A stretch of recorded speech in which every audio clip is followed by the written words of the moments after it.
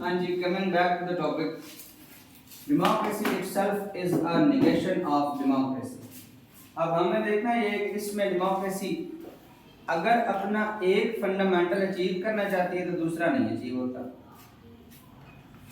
Liberty और sovereignty पे हमने बात की कि ये दोनों एक दूसरे में, सॉवरेनिटी अथॉरिटी का नाम है, इख्तियार का नाम है, जिसका मतलब है आपकी लिबर्टी चेक होगी, आपकी लिबर्टी कंट्रोल होगी।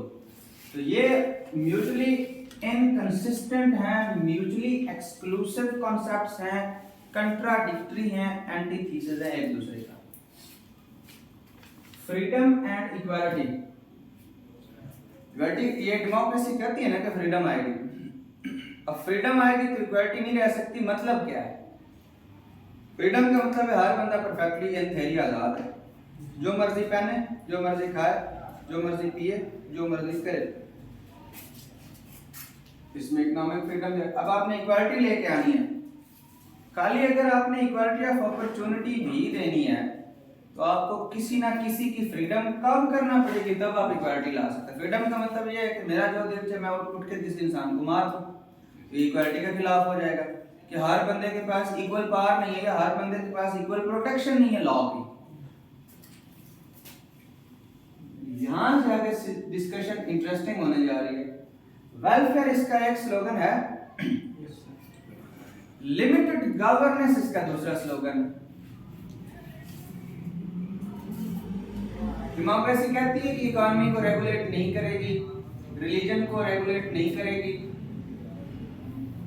कल्चर को, लोगों की पर्सनल लाइफ को, अपने कमरे में बैठ के शराब पिए तो पिए, कंसेंट के साथ जो मर्जी करे, तो आपकी इंडिविजुअल लाइफ को। अच्छा, लिबरलाइजेशन का क्या कंसेप्ट है, डीरेगुलेशन ऑफ द इकोनॉमी का क्या कंसेप्ट है, ये सारे कंसेप्ट्स अल्टीमेटली ये बात कर रहे हैं कि स्टेट मार्केट फोर्सेस को डिसाइड करने देगी कि इकोनॉमी किधर जाएगी, स्टेट कंपटीशन को प्रोटेक्ट करेगी, स्टेट कंपटीशन पैदा करेगी, स्टेट ना इकोनॉमी में इंटरफेयर करेगी ना पॉलिटिक्स में। पॉलिटिक्स में इंटरफेरेंस का मतलब क्या है कि यार लोगों का जो दिल करता है वो उसको चूज करे, ये है ना पॉलिटिकल फ्रीडम। ये इसका एक स्लोगन है। Welfare, welfare of the masses इसका दूसरा स्लोगन है। वेलफेयर के लिए रियासत की मजबूरी बन जाती है कि इंस्टीट्यूशनलाइजेशन हो। गवर्नेंस आपने उसको इफेक्टिव बनाना है तो उसके लिए एक डेवलप एक कॉम्प्लेक्स नेटवर्क ऑफ इंस्टीट्यूशंस हो और वेल डेवलप्ड ब्यूरोक्रेसी हो।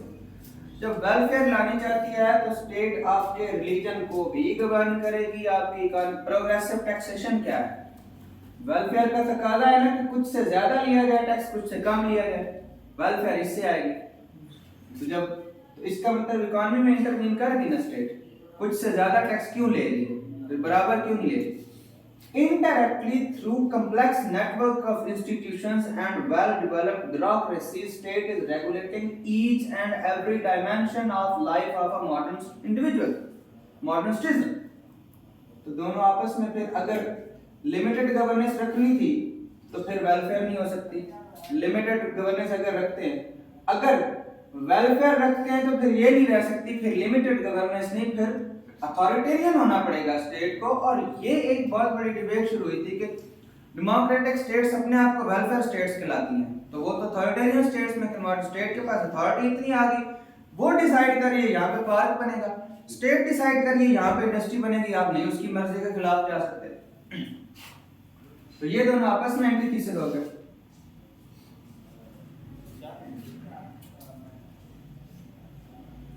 डेमोक्रेटिक स्टेट का एक प्रिंसिपल है कि इलेक्शंस के थ्रू लोगों के इलेक्टेड रिप्रेजेंटेटिव्स गवर्न करेंगे। दूसरी तरफ ये इंक्लूजन की बात करती है, तमाम पॉलिटिकल ग्रुप्स, तमाम पॉलिटिकल पार्टीज, तमाम जो एथनिक, रिलीजियस, कल्चरल ग्रुप्स, तमाम इंटरेस्ट ग्रुप्स, तमाम प्रेशर ग्रुप्स, हर तरह की पॉलिटिकल ओपिनियन, हर तरह की वॉइसेस को लेके आएगी। तो यहाँ पे तो 51% है। अगर किसी के पास 51% मेजॉरिटी है तो बस गई इंक्लूजन, जो ये चाहती है ये होगा, ये नहीं होगा। तो इंक्लूजन का अब ये इलेक्शंस गवर्नेंस थ्रू इलेक्शंस या इलेक्टेड रिप्रेजेंटेटिव्स, उससे क्या वजूद में आता है, इलेक्टेड मेजॉरिटी वजूद में आती है। मेजॉरिटी के फैसले चल रहे हैं तो इंक्लूजन कहां गई, माइनॉरिटी के तो फैसले नहीं चल रहे। अब इस चीज को हम आगे जाके काउंटर कर लेंगे कि नहीं ऐसा नहीं होता, लेकिन इन थ्योरी एटलीस्ट यही हो रहा है। एक तरफ इकोनॉमिक फ्रीडम देती है डेमोक्रेटिक स्टेट,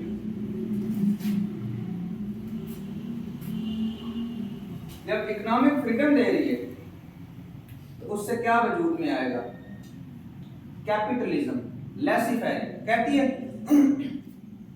कैपिटलिज्म कौन सा इकोनॉमिक जस्टिस होने देता है, कैपिटलिज्म एक सिस्टम ही इनहेरेंटली इनइक्वल सिस्टम है, इससे हमेशा inequality is bound to be created by implementation of capitalist state.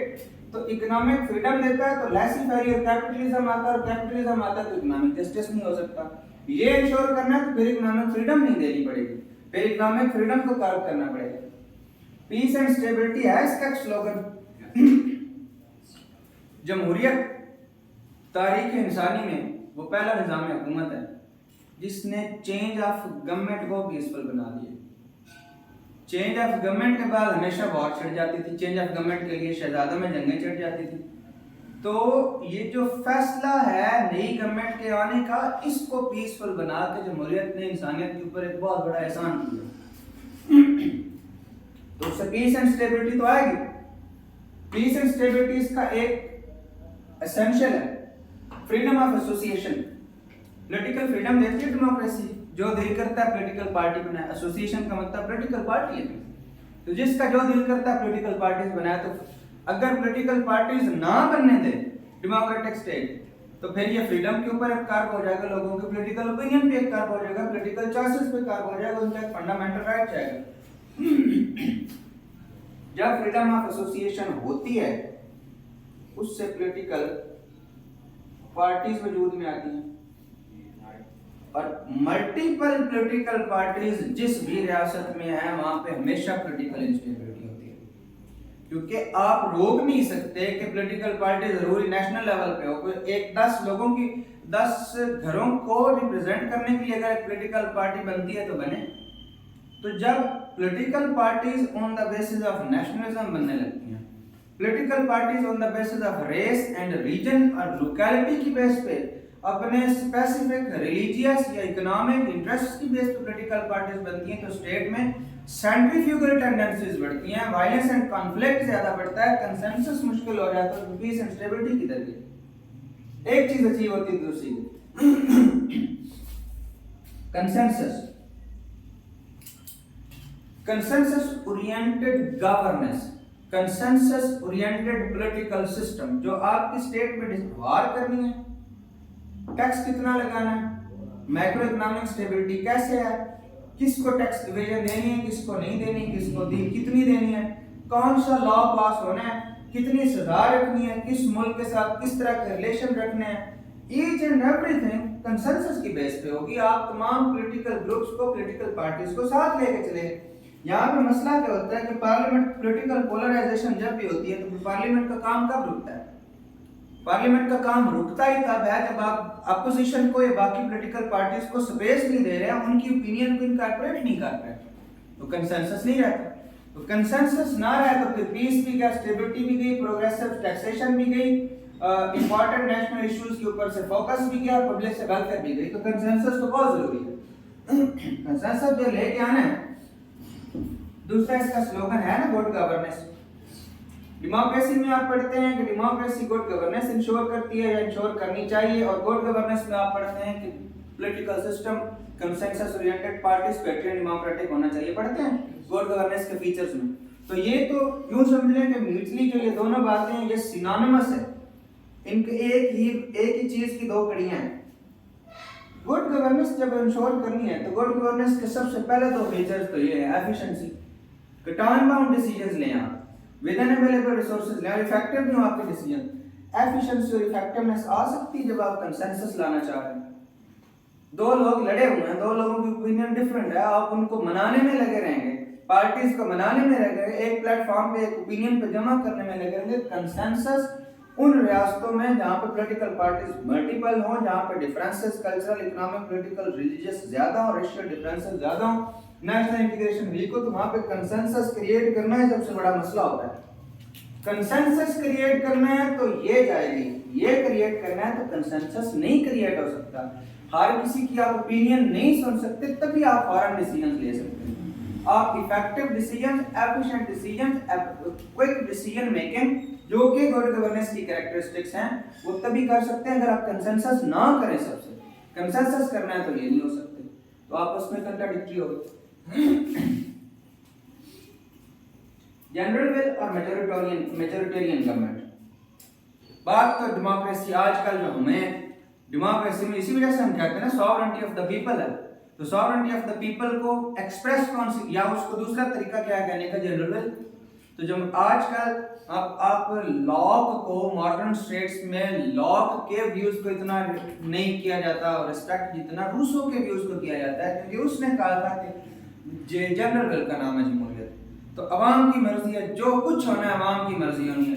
तो अवाम की मर्जी एक तरफ है, एक तरफ मेजॉरिटी की गवर्नमेंट है, अवाम की मर्जी गई सारी अवाम की। आप जहाँ पे जो इलेक्टेड गवर्नमेंट है उसी की मर्जी चलेगी, जनरल विल नहीं चलेगी, स्पेसिफिक विल चलेगी, विल ऑफ द एलीट्स चलेगी, विल ऑफ द मेजॉरिटी चलेगी, विल ऑफ द फ्यू चलेगी। इन सोसाइटी में विल ऑफ ऑल नहीं चल सकती। तो ये दोनों आपस में बस मसला हो गया इनका। फ्री चॉइस या rational thinking. Democracy free flow of information पे बिलीव करती है। फ्री फ्लो ऑफ इंफॉर्मेशन के साथ साथ ये अवाम की मर्जी की, अवाम की चॉइस की, अवाम की वोटिंग बिहेवियर को रिस्पेक्ट करती है। तो फ्रीडम देती है ना कि लोगों की फ्री चॉइस है और वो रैशनल थिंकिंग करें। इसी वजह से कहा जाता है ना कि डेमोक्रेसी पढ़े लिखे लोगों की हुकूमत है, तो वाइज लोगों की हुकूमत। Indirectly political education. अब ये वो बात मैं कर रहा था जमहूरियत की, जब मैंने शुरू में बात की थी कि political communication function is like the blood running in the veins of human body। तो ये political communication आप देखें, ट्रांसपेरेंसी आप कैसे ला सकते हैं। political communication एक इस निज़ाम की जान है। हुकूमत को करना पड़ेगा, अपनी पॉलिसीज एक्सप्लेन करना पड़ेगा, ट्रांसपेरेंसी का ये रूल है। अब पब्लिक को आपने एजुकेट करना है, उनमें सिविक सेंस लेके आना है, उनको अकाउंटेबिलिटी सिखानी है, respect for rule of law लेके आना है, इलेक्शन कैसे होना है ये लेके आना है, उनको आपने फॉरेन पॉलिसी पे, लोकल पॉलिसीज पे एजुकेट करना है। तो इन सारे कामों के लिए पॉलिटिकल एजुकेशन तो बहुत ज़रूरी है, और पॉलिटिकल एजुकेशन प्रोपेगेंडा होती है। अल्टीमेटली स्टेट्स प्रोपेगेंडा एम्प्लॉय करती हैं, और प्रोपेगेंडा से फिर रैशनल चॉइस कहाँ से आई? आपकी तो चॉइसेस कंट्रोल की जाती हैं, आपकी थिंकिंग पे तो कदगन लगाया जाता है। तो फ्री चॉइस और पॉलिटिकल एजुकेशन आपस में कंट्राडिक्टरी है। तो ये हमारे पास 9 पॉइंट्स हो गए। This is how democracy itself is negation of democracy. अब हम इस ऐसे में बहुत इंपॉर्टेंट बात तो ये है कि आप एग्जामिनर को ये तस्वीर का एक रुख था, क्योंकि हमने बहुत सारी बातें इन थ्योरी की हैं। अब ऐसा तो नहीं है, क्या ऐसा है कि ये सिर्फ विल ऑफ मेजॉरिटी है 51%, बाकी पार्टीज और बाकी ग्रुप्स या बाकी मैसेज की ओपिनियन भी, वो इसी वजह से कहा जाता है कि democracy is a political system in which everyone is heard, in which everyone has something to say. तो वो जो everyone has something to say and everyone is heard, वो हुक्कत रखता है। ऐसा नहीं होता कि गवर्नमेंट का जो दिल करता है करे, एक प्रेशर ऑफ पब्लिक ओपिनियन होता है, और प्रेशर ऑफ पब्लिक ओपिनियन एक बहुत बड़ा चेक होता है गवर्नमेंट पे। तो अब हम इसको बताते हैं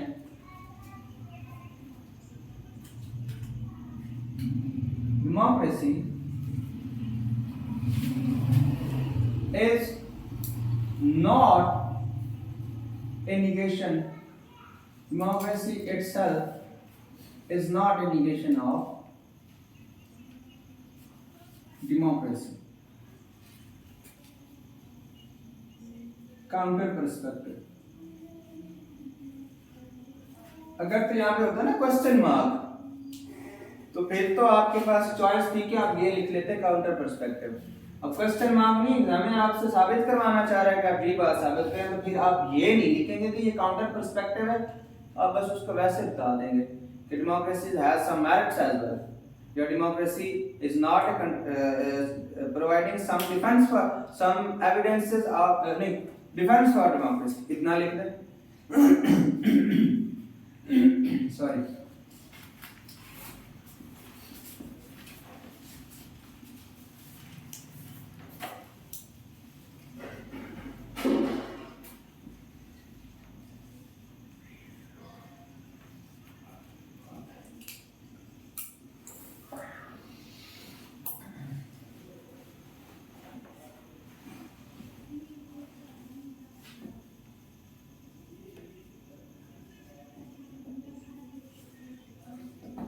क्या ऐसा है कि जमहूरियत ने डेमोक्रेसी और लिबर्टी और सॉवरेनिटी का एक इफेक्ट बैलेंस पेश किया है?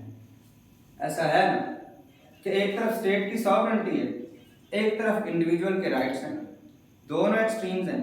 आपके पॉलिटिकल साइंस का सब्जेक्ट मैटर भी ये है, reconciliation of liberty and sovereignty.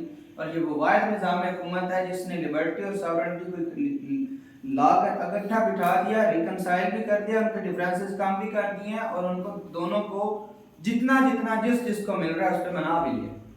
रियासत इस बात पे खुश है कि जितनी उसके पास अथॉरिटी है, पब्लिक इस बात पे खुश है कि जितने उनके पास राइट्स हैं। किस चीज से किया? By provision of defined rights and duties. Defined constitutional protection दिए कि तुम्हारे ये राइट्स हैं, तुम्हें ये मिलेंगे, तुम्हारी ये ड्यूटीज हैं, तुमने करनी है। गवर्नमेंट को दिए कि ये तुम्हारी पावर है, इससे आगे तुम स्टेप आउट नहीं कर सकते हो। कॉन्स्टिट्यूशन किसने बनाया? आवाम ने बनाया, आवाम की सपोर्ट से बनाया, आवाम की सपोर्ट है उस कॉन्स्टिट्यूशन के साथ, तो फिर लिबर्टी और सॉवरेनिटी तो होगी बैलेंस।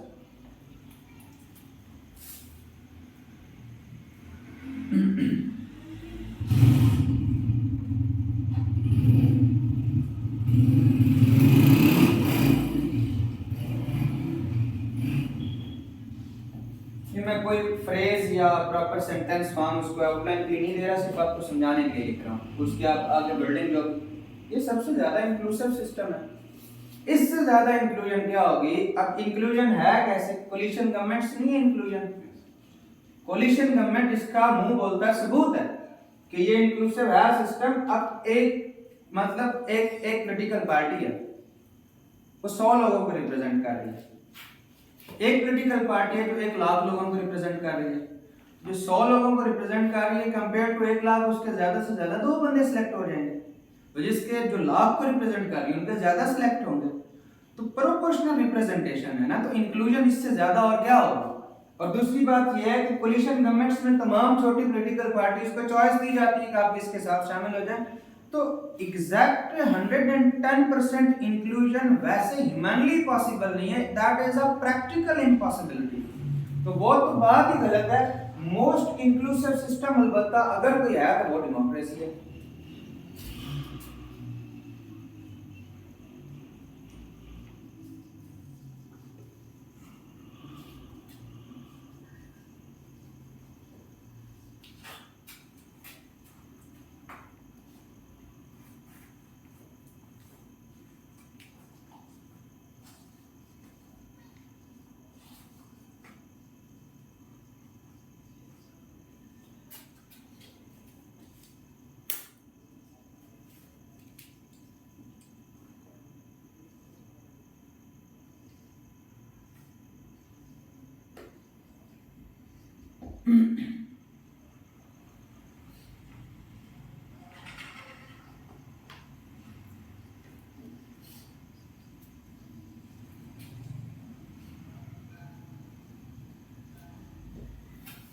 देखिए, आपके एक एक्सट्रीम पे खड़ी हुई इकोनॉमिक जस्टिस, जिसको आप इकोनॉमिक फ्रीडम, जिसको आप कैपिटलिज्म कह रहे हैं, लेसन फेयर कह रहे हैं, तो इसको इसने टेपर ऑफ किया है। इसको इसने इससे कम किया है, मॉडरेट किया है, लिमिट किया है। किस चीज से? सोशल सिक्योरिटी बेनिफिट्स से। तो जब सोशल सिक्योरिटी बेनिफिट्स आ गए, जो गरीब हैं, जो टैक्स पे नहीं कर सकते, जो एजुकेशन नहीं, उनको रियासत जिम्मेदारी ले रही है उनको एजुकेट करने की। हेल्थ की जिम्मेदारी हमारा, हम तो जमहूरियत है ही नहीं ना, हम तो कुछ भी नहीं है।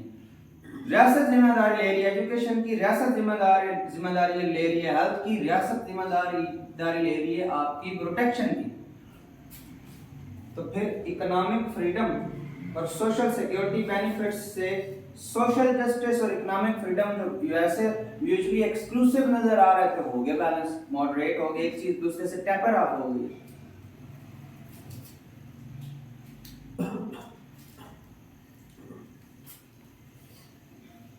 इसी तरह आप इसकी सारी बातों को डिफेंड कर सकते हैं। मिसाल के तौर पे हमने ये कहा कि ये अथॉरिटेरियन मेजॉरिटी है, तो आप उसको कहेंगे कि अथॉरिटेरियन मेजॉरिटी जो है उसके ऊपर अपोजिशन, मीडिया और अकाउंटेबिलिटी इंस्टीट्यूशंस और पब्लिक ओपिनियन का चेक है, तो बैलेंस होगा।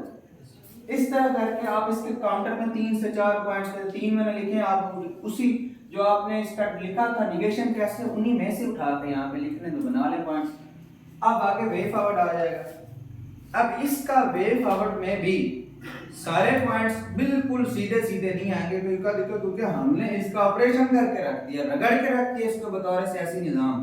तो हम सिंपली ये कह रहे हो ना कि जो है वो इलेक्शन लेके आने आवाम को पढ़ाना, सारी बातें ठीक, उसके साथ साथ कुछ चीज़ें ऐसी भी ले आनी है जिससे हमारे इसके जो प्रॉब्लम्स हैं वो ठीक हो जाएं, जिन प्रॉब्लम्स की वजह से हमने इसे बहुत ज़्यादा रगड़ा है। साल के तौर पे हम इसमें सजेशंस लिख रहे हैं कि इसको डेमोक्रेसी को, अब इसकी सजेशन आएंगी किस चीज़ की, जिम्मे साहब हम इसमें क्या लिखेंगे, सजेशंस किस चीज़ की देंगे? हमने तो सपोर्ट कर दिया कि ये अपनी निगेशन है, तो सजेशंस किस चीज़ की देंगे? सर इसी के अंदर रहते हुए जो बेहतर डेवलपमेंट, इसको सादा तरीन बनाते हैं, मेन हेडिंग को ना हमेशा सिंपल रखें। अब इसको लिखें, how can democracy be made more effective and equitable? How can democracy, बस suggestions for reforming the issues of democracy, बस इतना इसको सिंपल रखें। इसमें एक पॉइंट होना चाहिए प्रोपोर्शनल रिप्रेजेंटेशन।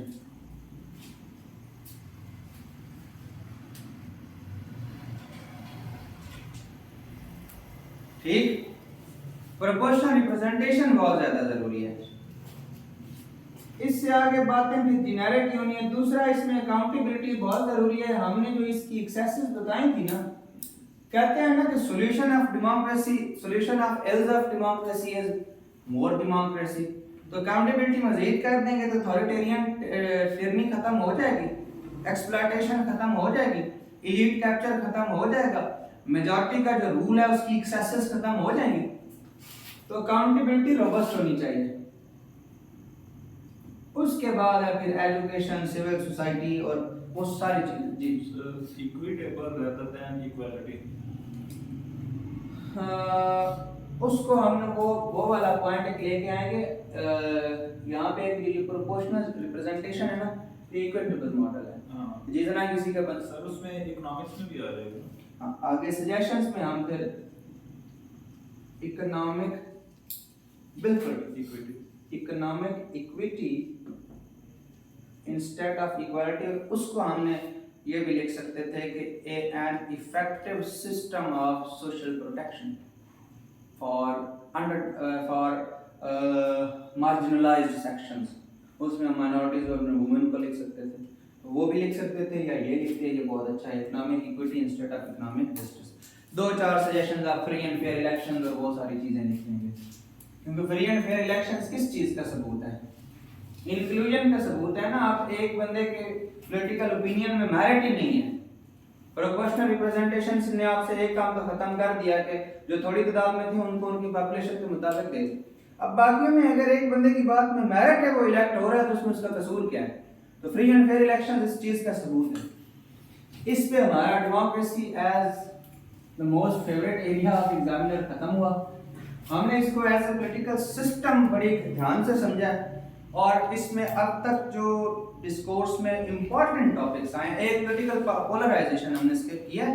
पॉलिटिकल पोलराइजेशन पिछले दिनों में क्रिएट हुई थी, तो अगेन वही बात होगी ना कि पॉलिटिकल पोलराइजेशन से वो पूछ रहा है, तो आप अगेन वही लिखते हैं, टारगेटेड अकाउंटेबिलिटी है, इंस्टीट्यूशनल फेलियर हो जाता है, रूल ऑफ लॉ प्रमोट नहीं होता, पब्लिक वेलफेयर से काम खत्म हो जाता है, अब पॉलिटिकल इंस्टीट्यूशनल डेडलॉक क्रिएट हो जाता है, गुड गवर्नेंस पॉसिबल नहीं रहती, पॉवर्टी मजीद ज्यादा बढ़ जाती है। पॉलिटिकल पोलराइजेशंस वो हो सकता था रिलेट। अगला जो हमारा एरिया है वो होगा ग्लोबलाइजेशन, और हम ग्लोबलाइजेशन की जर्नी ट्रेस आउट करेंगे कि ग्लोबलाइजेशन शुरू कहाँ से हुई, कैसे हम इकट्ठे रहे, कैसे ग्लोबलाइजेशन ने वेस्ट के फायदे में रहा, कैसे वेस्ट के अगेंस्ट किया, ईस्ट का राइज कैसे हुआ, वर्ल्ड ऑर्डर कैसे एस्टेब्लिश हुआ, कैसे खतरे में गया, न्यू लीडर्स कौन से ग्लोबलाइजेशन के, न्यू प्रिंसिपल्स कौन से, बैकलैश अगेंस्ट ग्लोबलाइजेशन के रीजन क्या, दुनिया दोबारा डी ग्लोबलाइजेशन की तरफ क्या जा रही है या नहीं जा रही, इस पे नेक्स्ट ऐसे में डिस्कशन होगी। आप क्वेश्चन सजेशंस जो दिए हैं ये एज ए जनरल परसेप्शन है कि अगर हम इंटरनेशनल और नेशनल पॉइंट ऑफ व्यू से भी दे सकते हैं किसी लिहाज से? देखिए हमारा जो असल में फोकस था डेमोक्रेसी पे, वो था डेमोक्रेसी इन थ्योरी में जो मसले थे उन पे हम बात कर रहे थे। तो अब ये इंटरनेशनल पर्सपेक्टिव मतलब ये जो सजेशंस नहीं आए, जो प्रॉब्लम्स थे, कि सिर्फ पाकिस्तान के नहीं तमाम कायनात में कहीं भी डेमोक्रेसी तो उसके मसले हैं, तो ये सजेशन उस हिसाब से यूनिवर्सल हैं, ये अंडरस्टूड है कि इंटरनेशनल नेशनल कहीं भी हो, ये सजेशंस यही होंगी, प्रॉब्लम्स यही होंगी। Thank you very much. Sir ये जो दो ये डेमोक्रेसी